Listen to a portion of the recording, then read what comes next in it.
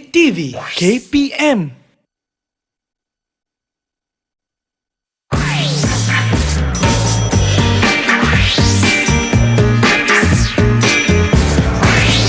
Didik TV KPM. Terus berkongsi pelbagai informasi dan juga memberi ilmu pengetahuan yang bermanfaat untuk semua murid-murid dalam Didik TV KPM.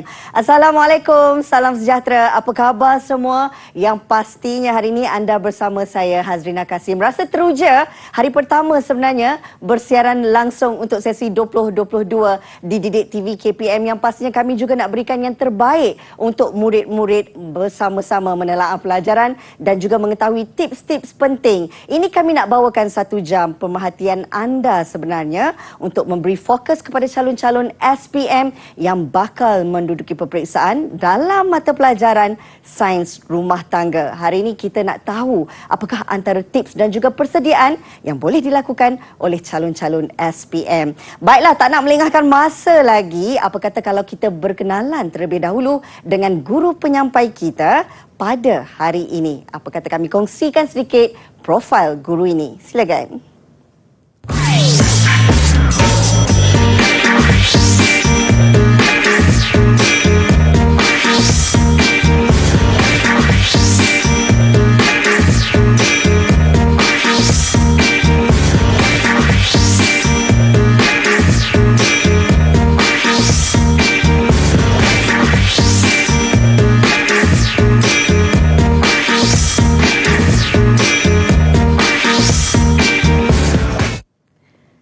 Itu dia serba sedikit profil guru penyampai kita pada hari ini. Pastinya calon-calon SPM yang mengambil mata pelajaran Sains Rumah Tangga dah bersedia untuk sama-sama kita mengetahui apakah antara tips persediaan untuk anda lakukan untuk menjawab kertas ini. Baiklah, ini dia Cikgu Eliza Ilyas dari Sekolah Menengah Kebangsaan Perempuan Metodis Kuala Lumpur. Sihat Cikgu hari ini? Alhamdulillah, Ina. Okey, yang pastinya cikgu, kita pun dah bersemangat. Saya juga percaya calon-calon SPM sudah pun bersedia nak mengetahui tentang tips ataupun teknik menjawab kertas soalan Sains Rumah Tangga kertas 1. Jadi cikgu, sebagai permulaannya, pasti cikgu dapat memberikan sedikit panduan apakah yang perlu diketahui oleh calon-calon SPM bagi kertas 1 mata pelajaran Sains Rumah Tangga. Silakan. Okey, terima kasih Rina. Ya. Okay, saya mulakan ya. Ya, silakan. Okey, jadi sebagai persediaan untuk anak murid kita yang tak lama lagi akan menduduki peperiksaan. Okey. Jadi untuk Sains Rumah Tangga, kod kertas kita ialah 3769 Rina. Ya. Jadi apa yang murid perlu tahu untuk persediaan mereka dalam menghadapi peperiksaan? Okey, yang pertama, saya rasa semua murid SRT telah didedahkan pada awal-awal mereka memasuki kelas untuk SRT, iaitu mereka akan didedahkan tentang SRT ini akan ada 2 kertas. Yang pertama kertas 1 yang mengandungi 70 markah, dan kertas 1 inilah yang akan mereka duduki tidak lama lagi.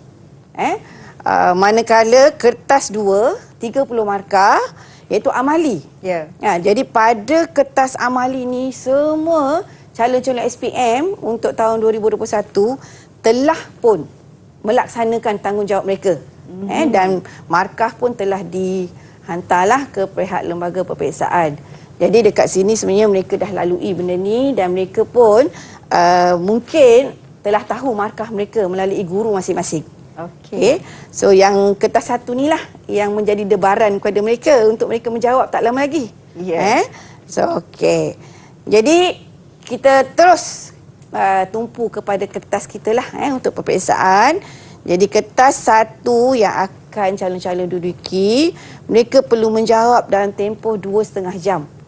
Dalam tempoh 2,5 jam ini mereka perlu menjawab ada 2 bahagian. Bahagian A yang mana mengandungi 20 soalan.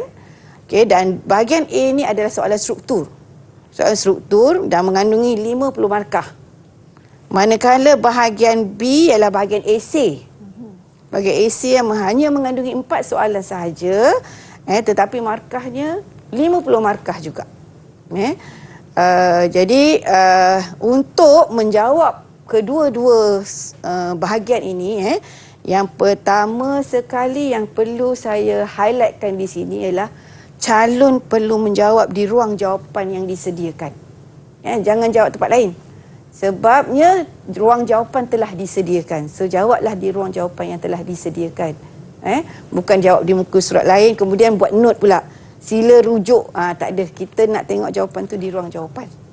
Baik. Kemudian yang kedua, apabila sekali lagi saya highlightkan, apabila ada soalan melakar, seboleh mungkin gunalah pensel. Kenapa guna pensel? Tak boleh ke cikgu guna pen? Boleh, tapi bila kita melakar mesti ada yang kita nak padam. So kalau kita pakai pen, kita terpaksa guna liquid paper, nampak tak cantik lah, tak kemas. So kita gunakan pensel, kita boleh padam, kita adjust balik. Ya. Jadi saya cadangkanlah kita gunakan pensel 2B. 2B kenapa? Sebab gelap. Jadi nampak terang lah nanti bila kita nak hantar kertas peperiksaan kita. Itu cadangan. Boleh guna pen. Okey, jadi kedua-dua bahagian ini mereka wajib jawab, mesti jawab. Tidak ada soalan pilihan. Perlu jawab. So, soalan kita. Kemudian satu lagi, ramai murid-murid. Bila dah lah hujung-hujung ni, cikgu, soalan apa keluar? Itu yang selalu budak tanya. Soalan apa keluar? Semuanya berdasarkan kepada buku teks. Yang penting baca, faham, ingat. Baca, fahamkan dan ingat fakta. Semuanya diambil daripada buku teks. Iaitu daripada standard pembelajaran. Jadi kalau kita baca buku teks, kita ikut standard pembelajaran yang ada dalam buku, InsyaAllah kita boleh jawab. Sebabnya kalau kita lihat contoh yang saya garis-gariskan di sini, ada yang saya tidak garis lah. Sebabnya benda tu ulang saja. Contoh, menyatakan maksud konflik. Jadi akan keluar, bukanlah keluar tahun ni ke tahun bila, kita tak tahu. Sebab soalan tu banyak. Tapi maknanya kita dah tahu kat mana kita nak tumpukan bahagian-bahagian yang kita nak baca. Okey. Jadi standard pembelajaran ni boleh katakan setiap tajuk-tajuk utama akan dikeluarkan standard pembelajaran. So, kita concentrate, kita baca berdasarkan kepada standard pembelajaran ini. Untuk kita tahu kita nak fokus yang mana. Sebab buku teks tu besar, banyak, tebal. So, kita fokuskan kepada standard pembelajaran. Yang mana kita nak tumpukan. Okey? Jadi, itu soalan yang saya boleh jawab. Soalan apa keluar? Baca buku teks. Itu je yang saya boleh jawab. Tapi berpandukan kepada standard pembelajaran. Okey? Alright. So, seterusnya. Ini menyentuh tentang langkah menjawab. Pastinya murid-murid ataupun calon-calon SPM kita tak sabar nak tahu apa persediaan yang mereka perlu lakukan. Sekejap lagi kita nak kongsikan cikgu. Dan menurut cikgu tadi, untuk sains rumah tangga kita ada dua bahagian, iaitu kertas 1 dan kertas 2. Di mana kertas 2 sudah pun selesai amalinya. Hari ini kita nak memberi fokus kepada calon-calon SPM. Bagaimanakah tips persediaan anda untuk menjawab kertas 1 selepas ini di Didik TV KPM. Didik TV KPM. Didik TV KPM. Kembali lagi bersama kami dalam Didik TV KPM. Pastinya fokus diberikan dalam slot Sukses SPM 2021 Pecutan, khusus untuk calon-calon SPM yang bakal menduduki mata pelajaran sains rumah tangga. Kembali bersama dengan Cikgu Eliza Ilyas dari Sekolah Menengah Kebangsaan Perempuan Metodis Kuala Lumpur untuk kita ketahui apakah persediaan yang perlu dilakukan oleh murid-murid ini dalam langkah untuk menjawab bahagian B, iaitu bahagian AC. Cikgu, silakan. Okey, kita teruskan. Hari ni kenapa saya nak fokus kepada bahagian B? Sebab dekat sini saya tengok ramai murid-murid dia tak boleh jawab dengan tepat mengikut kehendak soalan. Jadi saya nakkan murid lebih jelas dan tahu bagaimana cara kita nak menjawab bahagian inilah. So, langkah yang pertama bahagian ini pun saranan, cadangan kepada para murid SRT terutamanya. So, langkah untuk kita nak jawab bahagian B ni, langkah pertama, yang ini. Langkah ini yang ramai murid tak buat, iaitu baca arahan. Dia terus je tengok, terus jawab. Jadi tak baca apa kehendak soalan sebenarnya. So langkah pertama, kita nak tengok arahan itu, apa kata tugasnya. Kata tugas tu apa? Menerangkan, kedal pasti, cadangkan. Yang itu kata tugas tu yang penting sebab kita nak jawab mengikut kehendak soalan. Jadi lepas kita dah tengok apa kata tugas, yang ini murid sama ada kalau dia ada highlighter dia boleh highlightkan, atau kalau tak ada highlighter dia boleh garis dengan pen pun tak apa, asalkan dia tahu apa kata tugas tu. Okey, yang kedua, tajuk.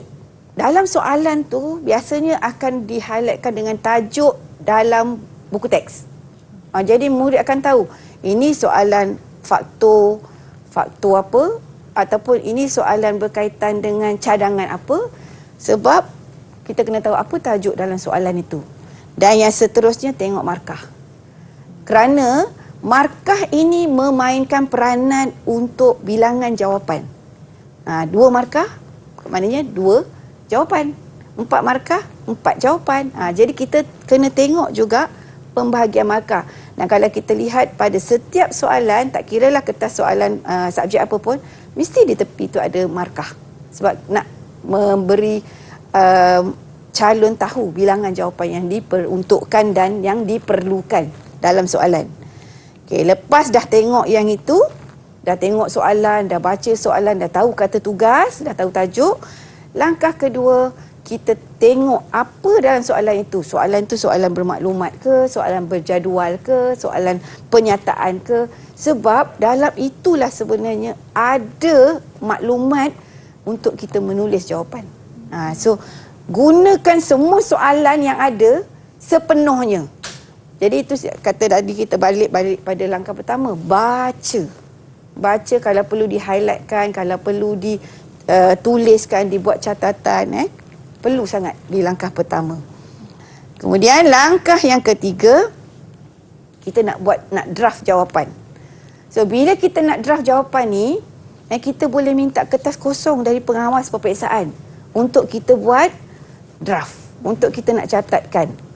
Sebab kalau kita nak terus buat pada kertas soalan, takut comot ataupun nanti banyak nak kesilapan. So kita minta pada pengawas peperiksaan pada hari itu, kita draftkan jawapan kita. Bila kita rasa dah yakin dengan jawapan kita, dan kalau boleh gunakan ayat yang ringkas tapi boleh difahami, dan menepati kehendak soalan lah, itu terutamanya. Dan bila kita sudah dah dapat jawapan kita, kita dah yakin jawapan kita betul, barulah barulah kita tulis di ruang jawapan yang disediakan. Tuliskan di ruang jawapan yang disediakan. Dan pastikan jawapan tu menepatilah kehendak soalan kita. Jadi langkah ni kita ikut step by step untuk memastikan kita tidak terlepas pandang soalan. Okey. So, bila kita dah tahu langkah-langkah ini, maka kita terus kepada cara kita nak menjawab. So, dekat sini saya dah sediakan beberapa contoh soalan untuk murid-murid menjawab soalan ini dengan cara yang betul. Okey. Jadi dalam soalan SRT dia ada macam-macam bentuk. Macam-macam bentuk yang kita pun tak tahu soalan yang akan datang. Mungkin kita boleh tengok past question soalan yang lepas. Jadi antaranya adalah soalan yang berbentuk maklumat ataupun kita kata penyataan. Jadi dalam maklumat ini atau penyataan ini mengandungi maklumat. Okey, kita pergi ikut langkah tadi. Kita tengok langkah pertama, baca soalan. Okey, so maklumat berikut adalah tentang keluarga Encik Haziq. So kita kena baca, jangan skip. Encik Haziq seorang jurutera, isterinya Puan Aina suri rumah tangga dan aktif berniaga secara atas talian. Mempunyai 2 orang anak yang masih bersekolah. Okey. Baca soalan. Berdasarkan maklumat itu, terangkan faktor-faktor yang mempengaruhi pengurusan sumber keluarga Encik Ahmad. Kata tugas.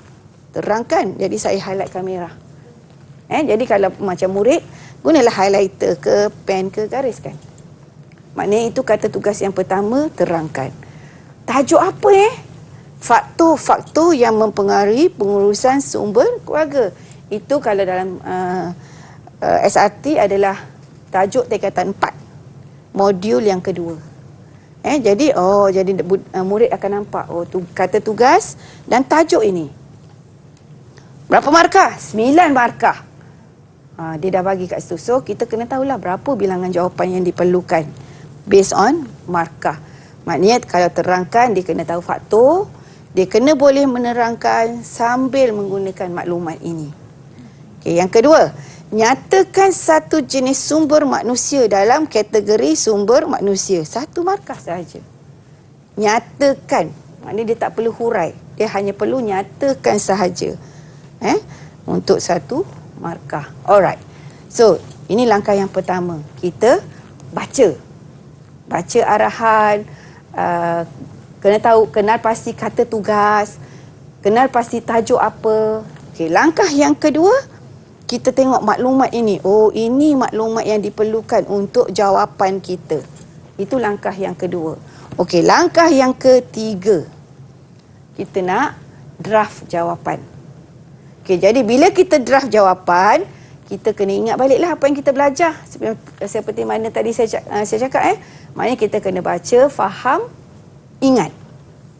Jadi faktor pengurusan sumber yang kita dah belajar di dalam kelas, iaitu faktor saiz komposisi dan kitaran hidup. Yang kedua, faktor taraf pendidikan keluarga. Yang ketiga, lokasi tempat kediaman. Yang keempat, sikap dan amalan pengurusan. Dan yang kelima, taraf sosioekonomi keluarga. Jadi murid draftkan jawapan. Bila dia draft jawapan, dia dah start nak tulis lah berdasarkan kepada maklumat tadi. So, maklumat Encik Haziq seorang jurutera. Kita nak kaitkan apakah faktor yang diminta tentang Encik Haziq seorang jurutera. So, Encik Haziq seorang jurutera ialah berkait dengan taraf pendidikan keluarga. Dan isterinya Puan Aina seorang suri rumah tangga dan aktif berniaga. Pernyataan ini berkait dengan faktor mana? So, iaitu taraf sosioekonomi keluarga. Dan maklumat yang ketiga, mempunyai 2 orang anak yang masih bersekolah. So, apa pula faktor yang kita boleh kaitkan? Iaitu saiz, komposisi dan kitaran hidup. Okey, bila murid dah dapat faktor, maka barulah dia menuliskan jawapan. So, kita ambil pernyataan tadi dengan faktor yang kita dah tahu, kita menerangkan secara detail. So, jawapan Encik Haziq seorang jurutera, dia mendapat gaji yang tinggi kerana mempunyai taraf pendidikan keluarga yang tinggi. Oleh itu, dia boleh menguruskan keuangan keluarga dengan baik.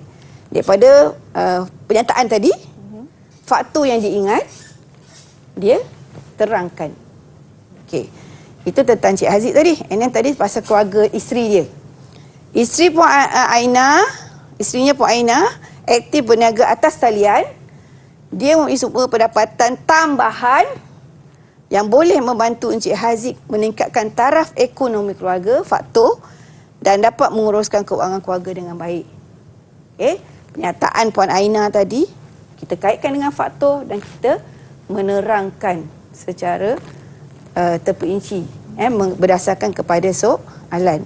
Begitu juga dengan maklumat yang ketiga, iaitu tentang Encik Haziq ada 2 orang anak yang masih bersekolah. So, kita kaitkan faktor tadi.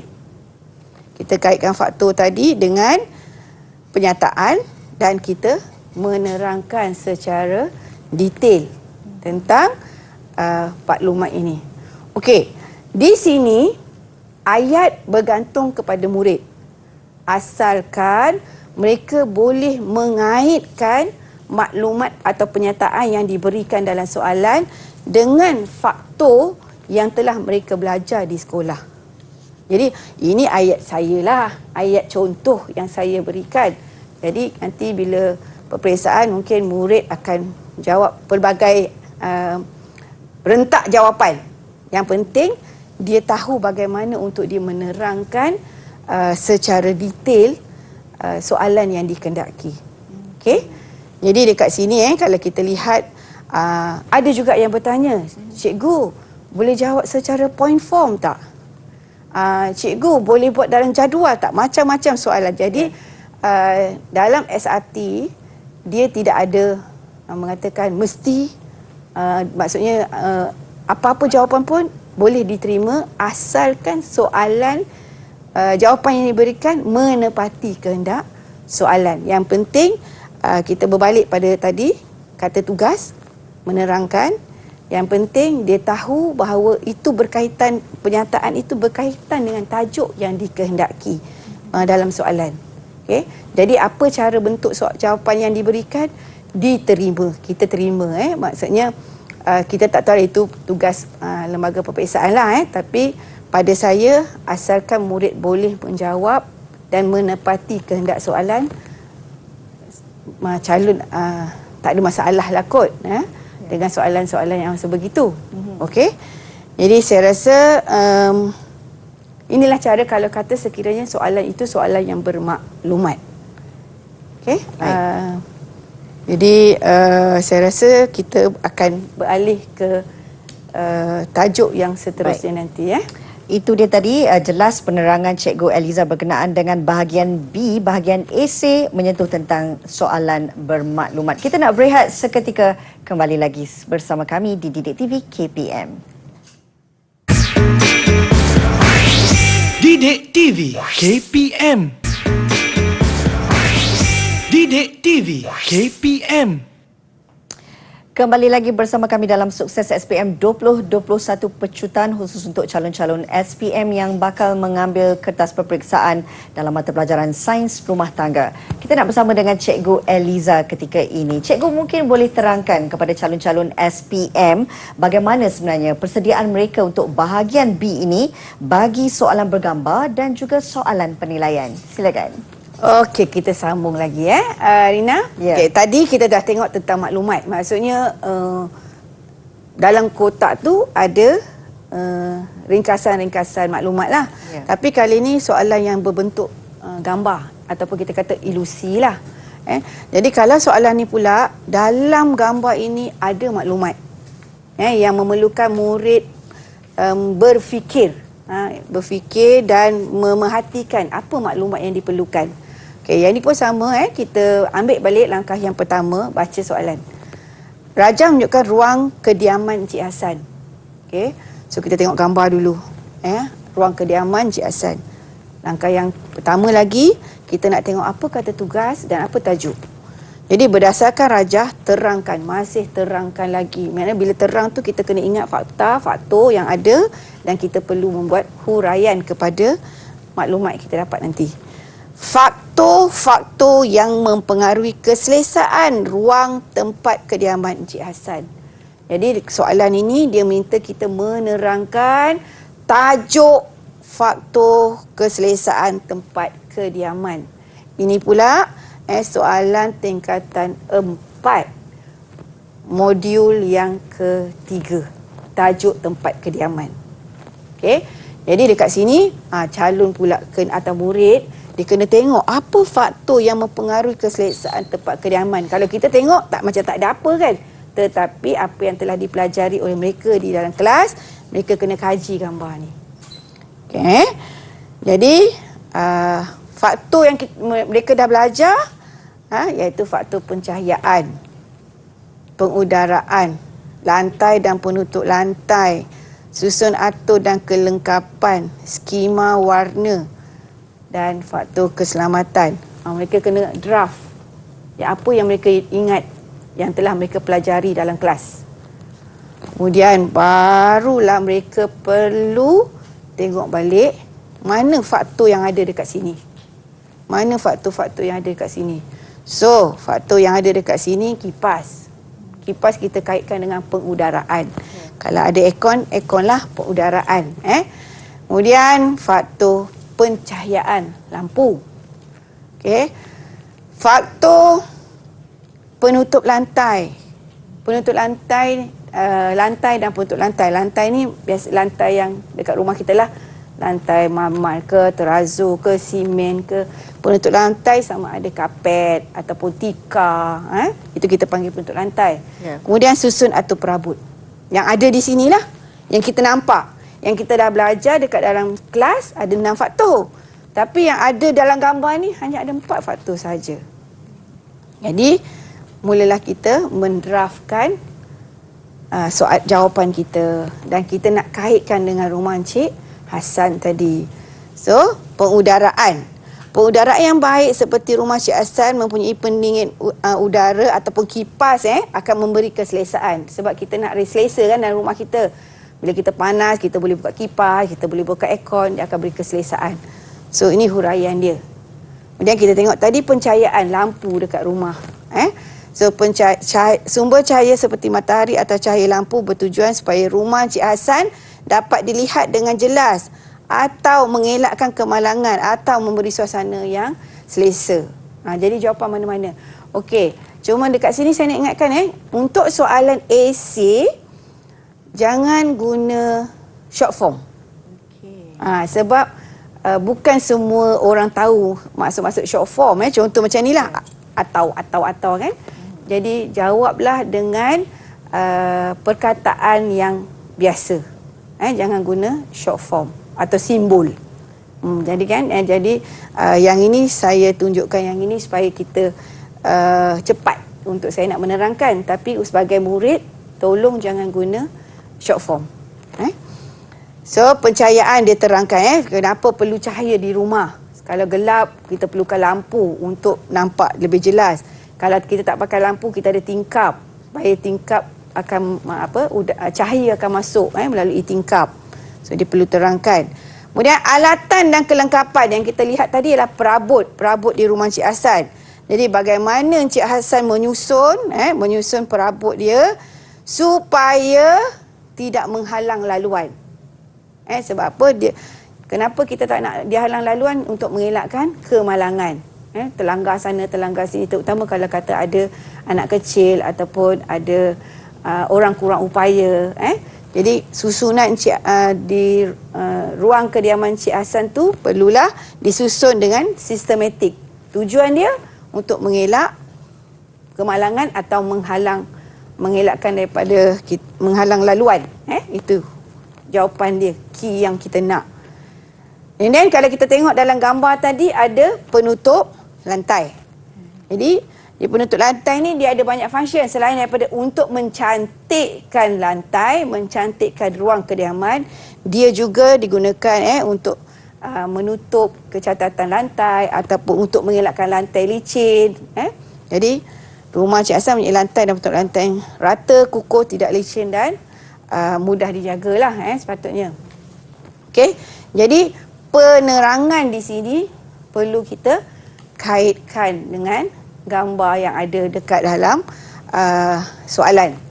Okey, ini satu lagi soalan bermaklumat. Ini satu lagi soalan bermaklumat yang mana yang ini dia bagi sampai 2 gambar. Sebab dia nak suruh murid kaitkan soalan gambar 1 dengan gambar 2. Tadi 1 gambar, ini 2 gambar. Okey, rajah 1 menunjukkan sejenis makanan mudah yang telah dimakan oleh Zeti. Rajah 2 menunjukkan sebahagian dari sistem pencernaan. Jadi apa yang perlu nak tahu dekat sini? So dia kena kaji gambar. So gambar yang pertama ialah gambar potato chip, keropok kentang tanpa lemak. Dalam ini kandungan nutrien yang ada karbohidrat 113 gram, protein 15 gram. Jadi yang di-highlightkan dekat sini kentang tanpa lemak. Maknanya keropok kentang ni tak ada minyak. Kemudian gambar yang kedua ialah sistem pencernaan. X dan Y. So boleh tulis. X ialah duodenum dan Y ialah usus kecil.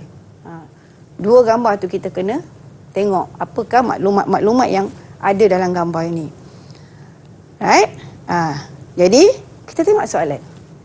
So, soalannya, berdasarkan rajah 1 dan 2, huraikan tindak balas enzim ke atas nutrien makanan mudah itu. Kata tugas, huraikan.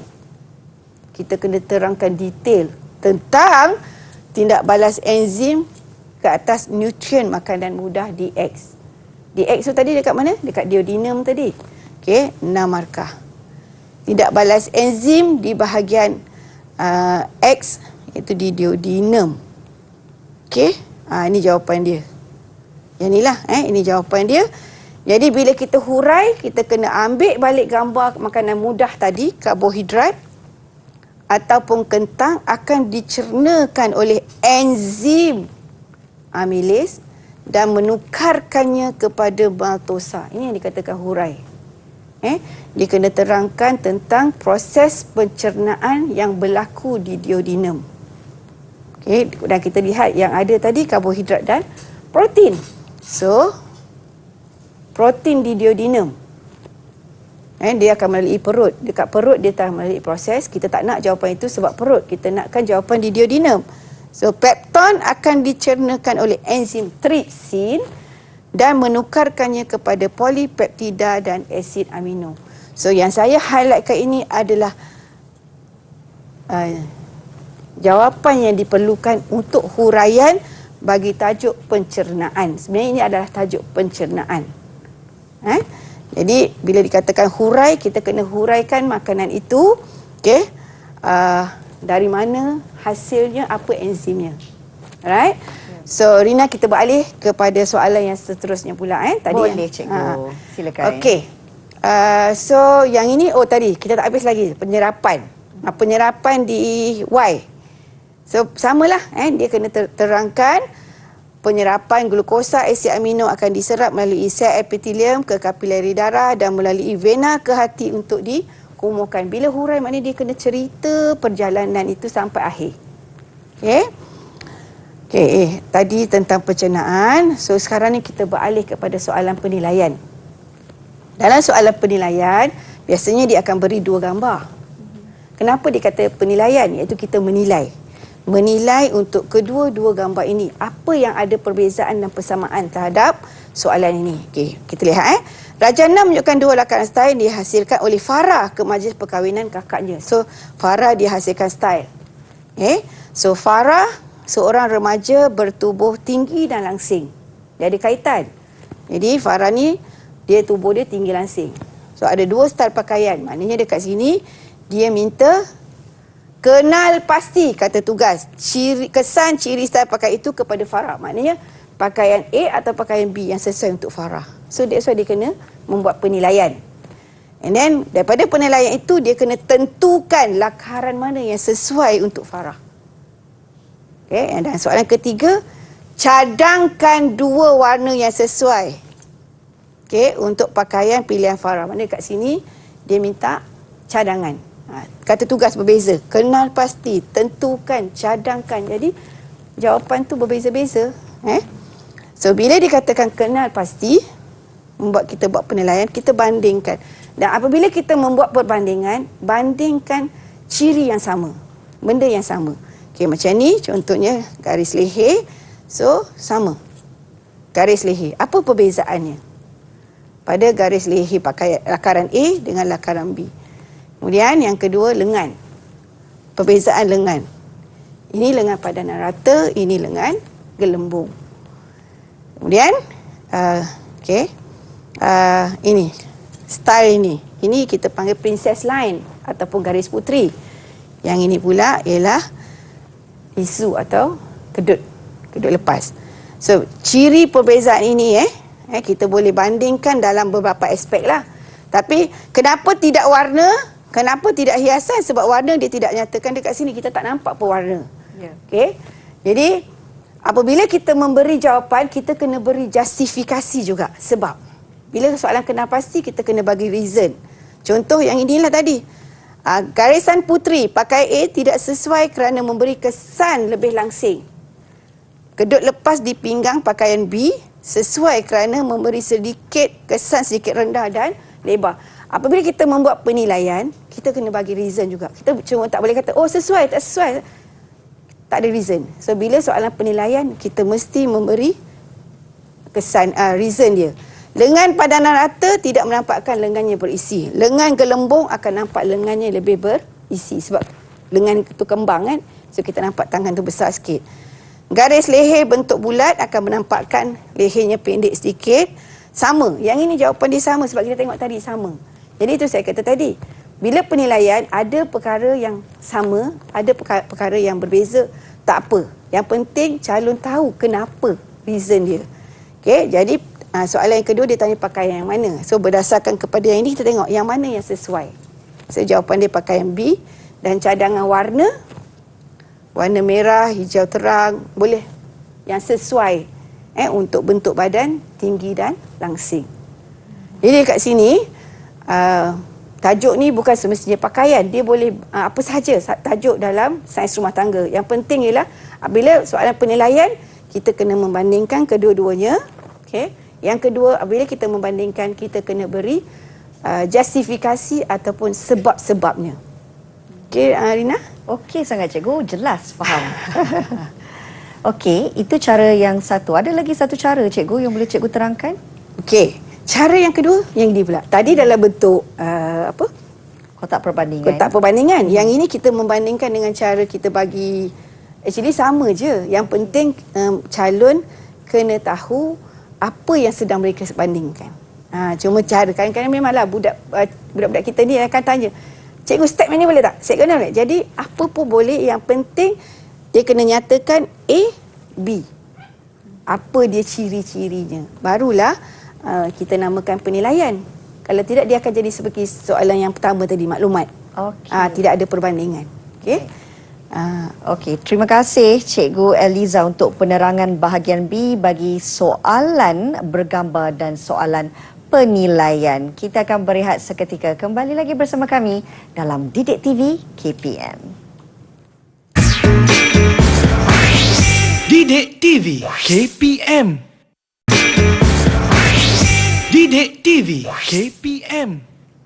Terima kasih kerana bersama kami dalam Sukses SPM 2021 Pecutan, dan pastinya kita nak bawakan pemerhatian calon-calon SPM yang mengambil kertas 1 bagi mata pelajaran Sains Rumah Tangga. Nak kembali bersama dengan Cikgu Eliza. Cikgu mungkin boleh terangkan kepada calon-calon SPM bagi bahagian B, apakah persediaan yang perlu mereka lakukan untuk menjawab bahagian B ini bagi soalan bentuk melakar. Silakan. Okey, seperti mana yang saya sebut tadi pada awal-awal tadi, maksudnya bila kita menjawab bahagian lakaran, pensel.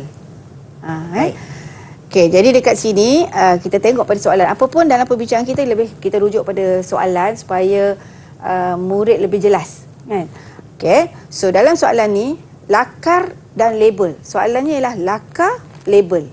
Jadi calon dia perlu lakarkan gambar dan dia perlu labelkan. Itu kata tugas.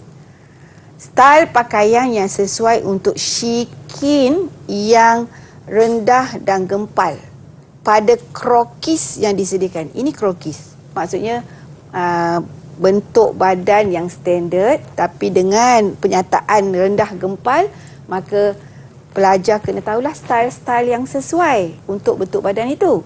Okey. Kemudian kita tengok 6 markah. Dalam lakaran style kita ada lebih kurang 7 elemen style. Tapi soalan minta 6. Okey, jadi kita buatlah style-style yang sesuai untuk rendah dan gempal. Okey, jadi yang ini saya saja paparkan di sini untuk kita ingat balik apa yang telah kita belajar di dalam kelas, mengikut prinsip-prinsip bentuk badan. Jadi kita ada tadi saya dah kata kita ada 7 elemen style pakaian kita. Kemudian ini adalah bentuk-bentuk badan. Jadi bila kita dah ingat yang ini, maka mudahlah untuk kita melakarkan. So ini krokis yang diberikan. Ya, kita buat lakaran ini. Okay. Gunakan pensel, kita lakarlah. Kita lakar dan kita labelkan. Labelkan apa? Garis leher, lengan, garisan dan cantuman, corak, warna, jenis teksturnya, hiasan tambahan yang diperlukan. Okey, tadi kita tengok 6 markah, tapi sekarang kita melabel lebih daripada 6. Tak apa. Kita bagi semua. apa yang kita tahu. Dan supaya nampak baju ni nampak lebih perfect. Kita bagilah. Okey. Kemudian ada juga tanya, cikgu, perlu ke warna? Okey. Kalau kita dah label, tak perlulah kita warna. Sebab kita dah label pun warna hijau lembut. Tapi kalau murid nak warna dan sesuai dengan bentuk badan itu, silakan. Tak ada kata tak boleh. Tapi sebab apa kita nak buang masa waktu peperiksaan, kita sangat-sangat menghargai masa. So, cukuplah dengan kita melabel. Arahan pun lakar dan label. Okey, ini satu contoh style pakaian lah. Okey, ada juga ikutlah, maknanya lakaran ini tidak statik. Lakarlah mengikut bentuk badan yang dirasakan sesuai. Okey, dengan bentuk badan itu. Okey, ini yang untuk label lakar style pakaian. Satu lagi, yang ini adalah tentang label makanan. Okey, soalan. Persatuan SRT sekolah anda bercadang memasarkan produk berasaskan roti untuk projek jualan sekolah. Anda dikenaki mengasihkan label makanan untuk produk itu. Lakar dan labelkan label makanan. Arahan dia lakar, label, apa dia? Label makanan. Yang kreatif untuk produk itu yang mengandungi maklumat mengikut peraturan-peraturan makanan 1985. 10 markah. So, ruang jawapannya adalah kotak ini, maka lakarlah di dalam ruang ini. Okay, label makanan, bukan pembungkus makanan. Yang ini selalu murid confuse. Label makanan lain, pembungkus makanan lain. Pembungkus tu bungkusan roti, kotak-kotak itu ialah pembungkus makanan. Label ni apa yang ada pada plastik itu, apa yang ada pada kotak itu. So, apa dia? Ini dia. So, ada 10 maklumat di dalam lakaran label. So, mulanya murid lukislah dulu, lakarkan dulu. Dia buat semua ni, ini dipanggil lakar. Melakarkan mengikut apa maklumat-maklumat yang perlu ada dalam label. Dalam label makanan. Kemudian, bila kita dah lakar, kita perlulah label. Sebab arahannya lakar dan label. Apa kesannya pula cikgu kalau tak label? Macam mana? Tak ada markah lah sebab awak tak ikut arahan. Jadi kita kena ikut arahan kata tugas tadi. Okay, jadi kita kena lakar dan labelkan dengan betul mengikut maklumat-maklumat yang telah kita pelajari di dalam kelas. Iaitu ada lebih kurang 10 maklumat yang diperlukan. Di sini saya telah paparkan maklumat-maklumat itu. Seperti kena tulis. Kalau ada bahan pengawet, nyatakan ada. Apa bahan pengawet itu? Kalau kita tengok dalam pembungkus makanan, dia akan nyatakan. Samalah kalau tak ada, tanpa bahan pengawet. And then jenama. Komposisi nutrien. Kalau tak ingat semua, kita ambil yang asas. 3, karbohidrat, protein, lemak. Yang penting dalam kita punya pembungkus makanan, kena ada nutrien. Jadi yang kita dah belajar, memang karbohidrat, protein, lemak tu memang ada. Okay, kalau tiada, letak kosong. Okay, macam tadi. Tanpa lemak kan. So, lemaknya kosong. Berat atau isi padu, tengoklah. Gram ke mililiter bergantung kepada soalan tadi. Kalau dia nak katakan air, mililiter lah kan. And then code bar, kita buat saja. Code bar kita. Tanda halal. Alamat dan nama dan alamat pengeluar. Bahan. Cikgu mana nak tahu semua bahan-bahan ni? Kita letak yang basic. Contoh kalau roti. Apa kita nak buat roti guna apa? Tepung, yeast, gula. Letak yang basic pun tak apa. Yang penting murid tahu apa bahan yang nak digunakan. Lakaran kreatif ni terpulang. Ini saya punya kreatif. Mungkin ada murid lebih kreatif. Ikutlah Yang tari luput bila. Cikgu mesti tahu ni ke? Tidak semestinya. Asalkan murid tahu ada tari luput untuk makanan. Jadi inilah lakaran yang perlu sekiranya dalam soalan minta lakar dan label. Cikgu kena warna. Sama juga. Tak payah buang masa warna. Nak warna boleh. Nak bagi nampak cantik. Tapi saya rasa kita lebih banyak masa untuk kita cek balik jawapan-jawapan kita yang lain. So, sebaiknya gunakan arahan yang diberikan untuk kita menjawab soalan ini. Okay. Dan kalau kita lihat tadi, soalan ini adalah soalan tak ada maklumat, tak ada arahan, tak ada gambar, tetapi arahannya langkah label. So kita kena ikut arahan itu. Okey Rina. Okey cikgu, jelas dan faham berkenaan dengan kertas 1 untuk mata pelajaran sains rumah tangga ini. Sebelum kita nak berakhir, sedikit rumusan daripada cikgu Eliza untuk murid-murid. Silakan. Okey, sebagai rumusan dan persediaan terakhir untuk murid-murid SPM 2021, yang pertama sekali baca soalan. Yang kedua, faham soalan. Yang ketiga, jawab mengikut kehendak soalan. Dan yang keempat, sekarang ni masa untuk banyak buat latih tubi. Kita hanya ada lebih kurang, kalau untuk soalan SRT kita lebih kurang dalam 2 minggu sahaja lagi. So, rumusan saya ialah buatlah latih tubi banyak. Kalau nak baca dah rasanya mungkin sempat bagi mereka yang pandai mengatur masa, tetapi bagi yang tak sempat, perbanyakkan latih tubi. Itu pesanan saya lah untuk calon-calon SPM 2021. Terima kasih Cikgu Eliza Ilyas dari Sekolah Menengah Kebangsaan Perempuan Methodist Kuala Lumpur. Perkongsian yang sangat-sangat menarik hari ini khusus untuk calon-calon SPM 2021. Mudah-mudahan memberi manfaat kepada semua dan mudah-mudahan anda dapat menjawab dengan baik dan mendapat skor A. Itu saja yang kami akan bawakan. Kami dah bawakan kepada anda berkenaan dengan mata pelajaran sains rumah tangga dalam Sukses SPM 2021 Pecutan. Bersama saya Hazrina Kasim. Jumpa lagi. Assalamualaikum.